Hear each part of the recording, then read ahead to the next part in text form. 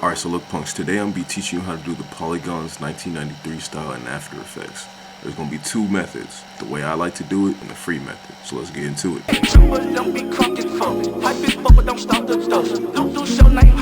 Start off by rotoscoping out whatever character you're using. Right now I'm using this guy.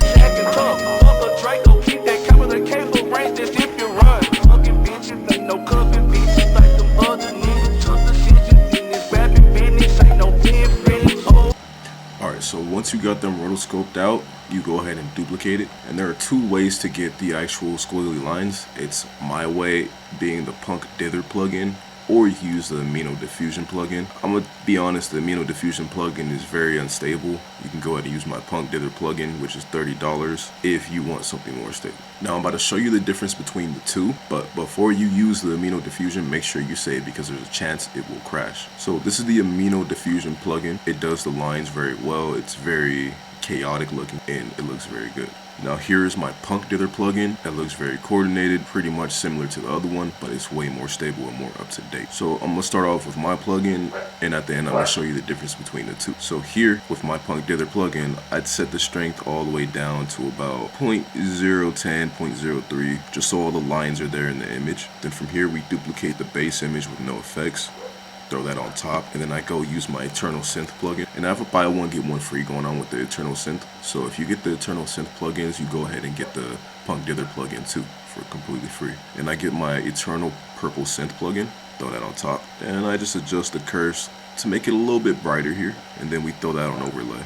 As you can see, it doesn't really do much, and the reason why is because the color B, if you change that from white, put it down a little bit, you'll be able to see some of the colors pop out. And this is what it looks like with the Amino Diffusion. And of course, you gotta change the color down a little bit to make the colors pop out. And then from here, what we do is get the base image with no effects and put that in between the synth and the dither. And then we go ahead and put it on color.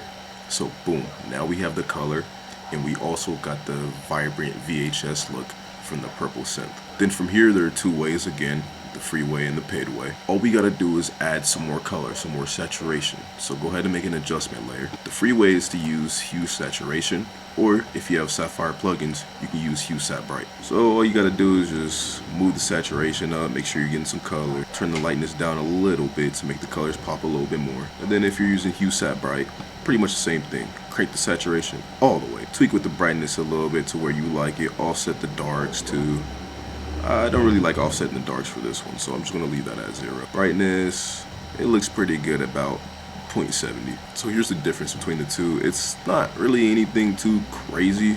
Just hue sat bright gives it this more glitched out feel. So I like using hue sat bright. And then from here, you just gotta make it glow. So there's two ways to do it again. Deep glow, or you could use the regular glow. So here's what it's like with the regular glow. I don't really know how to use the regular glow. Ever since I started using After Effects, I've been using deep glow. But pretty much just mess with this up until you get to a certain point to where you actually like it. But with deep glow, all you gotta do, turn it on.